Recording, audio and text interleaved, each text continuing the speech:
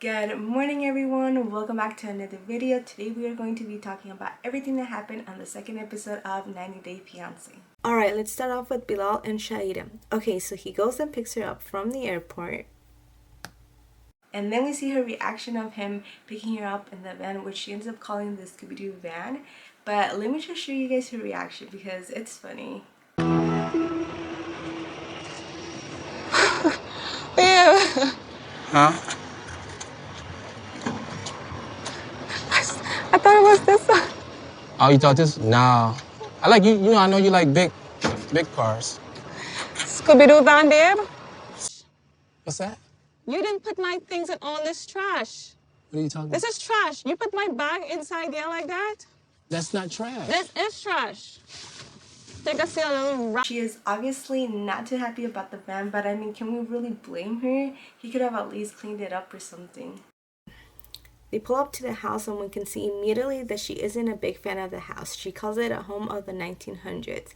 And he's like, no, it's more like an antique. She starts pointing out some things about the house, you know, like there's some cracks up in the ceiling, on the wall. They sit down and pretty much lets him know that that wasn't what she was expecting, because when she met him, he had Louis Vuitton luggage and dressed really good. And well, let's just say that the van and house don't go with his style. We do see that on the next episode, he will actually be taking her to his actual home, but he will actually be pretending that it's his mom's house instead of his.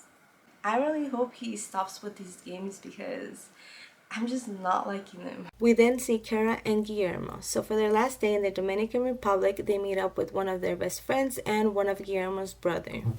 But let's take a look at what his brother has to say about him. Culpa de mi hermano allá es que mi hermano es un chamo todavía, o sea, apenas tiene 23 años y no sé cómo se le llevaría con las amistades de Cara. ¿Cómo crees? So he still considers Guillermo a kid, which I don't necessarily think that's a very good thing. Kara mentions how her friends make fun of her, of how she's dating someone younger than her, but then she proceeds to make fun of Guillermo and calls him a toddler, and that he does not like. I totally get when my brother is teasing me, but my fiance should be respecting me. On his way to the US, they do get nervous because he is going through with an expired passport. They do end up stopping him and he ends up getting interrogated. But after that, he is finally in the US and able to go home with Kara. Now let's talk about Miona and Jabri. On the first episode, we see Jabri's parents have a couple of concerns regarding Miona. And on this episode, we actually see one of his best friends have concerns about her. I mean, from the beginning, like, she came off rude. I didn't like her vibe, like, the way she was acting. So you thought she was bougie, that's why you were upset with her? Yeah, I think she was bougie. Just like, she came from heaven to earth. Like, come over here. Like, I don't know, man. And then this happens. Oh. Oh, no. How did I rip the pants? Come on. How bad is it? Yep, that's right. His pants ended up breaking and he didn't even bother changing. We then see him picking up Miona with the red carpet and everything. Now let's go with Emily and Kobe. Before she goes and picks up Kobe, she goes out to dinner with a friend and they talk about how much she has changed and how different she looks like and whether or not they could actually work out. We then see them finally reunited.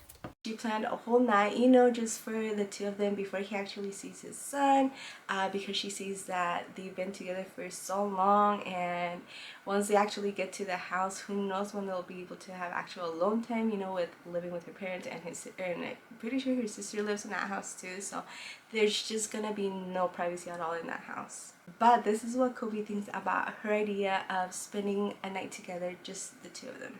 I felt like she was being selfish. I want to see my son. Please.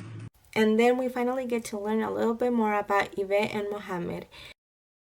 He DM'd her after seeing a picture of her, and that's how the relationship started, and after 2 months they got engaged.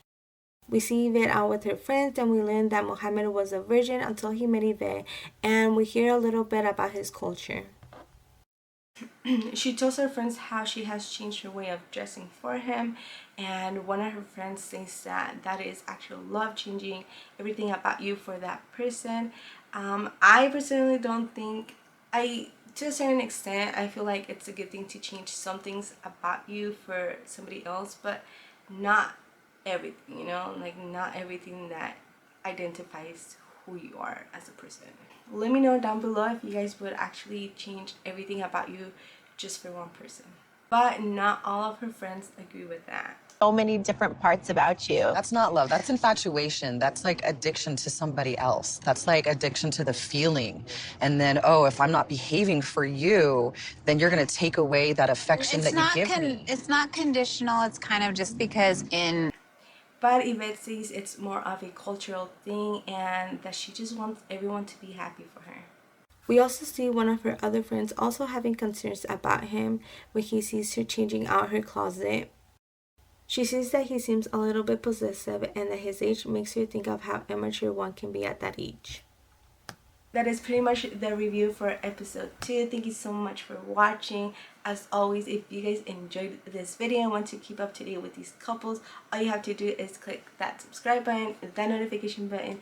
That way you guys get notified every time I upload a new video, and I will see you guys on the next one.